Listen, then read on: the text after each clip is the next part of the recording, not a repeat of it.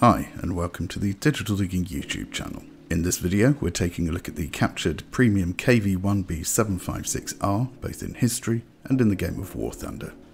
In 1941, after the Battle of France, the German forces turned their attention to Russia to continue their blitzkrieg method of warfare, as opposed to the grind of trench warfare that had characterized the previous World War, or the slow, drawn-out maneuvering of men that characterized land warfare in the preceding century.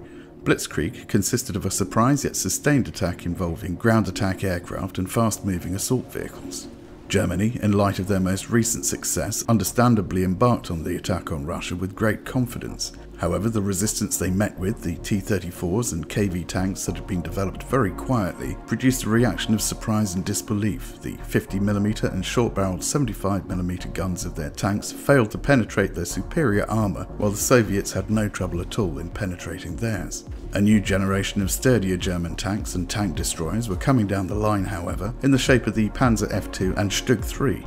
Both of these carried the recently manufactured 75mm KWK-40L-43 gun, and when German forces began to capture KV-1s which had either been deserted by their crews due to battle damage or breakdowns, some bright spark decided that the Soviet tank and the German gun might go together very nicely. A number were converted, but this practice wasn't limited to Soviet tanks. Over the course of the war, the Germans also operated captured vehicles from Czechoslovakia, France, Britain and America. The captured Soviet KV-1 featured in War Thunder was rechristened the Panzerkampfwagen KV-1B 756R. It's a heavily modified version of the KV-1 1942 model with the 75mm KWK-40L-43 gun, a prominent commander's cupola and an improved mantlet. In the game, the KV-1B 756R is a Tier 3 premium tank with a battle rating of 5.0. It has a maximum speed of 41 km per hour or 25.5 miles per hour, which it can reach in around 14 seconds on even terrain.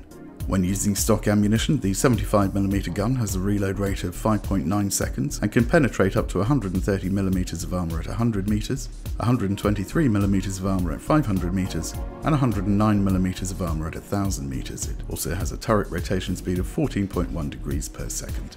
It has 70mm of armour at the sides, 70 and 60mm at the rear, and 30 on top. At the front, the lower glacis plate is 75mm thick with a 25mm layer on top, while the upper glacis is only 40mm thick. The angled plate that protects the driver is 75mm in thickness, also with another 25mm plate on top. The turret is 105mm all round, with 40mm on top, with the cupola coming in at 50mm all round. The KV-1B 756R actually feels like something of a hybrid. It has the speed and maneuverability of a Soviet tank, but the punching power of its German counterpart. There are a number of weak spots to look out for on this tank, whether you're driving it or trying to blow it up. One of them is the mantlet, which is only 50mm thick and of course leads to your gun crew. Experimenting with your ammunition load is a good idea, and keeping the turret clear of rounds can mean the difference between surviving a tussle and losing your tank. Keep your armour angled and you should do well in most encounters, but keep in mind that the large fuel tanks are stored along the sides of the tank, and if someone manages to outflank you, they can set these off without too much trouble. The fact that it's a premium tank means it's delivered to your hangar with all the upgrades unlocked, and it will earn you increased research points. It will cost you around €11 in golden eagles, so have a good think before you make your mind up. Over here in the UK, that's around £7.80, or the equivalent of 2.5 decent cups of coffee.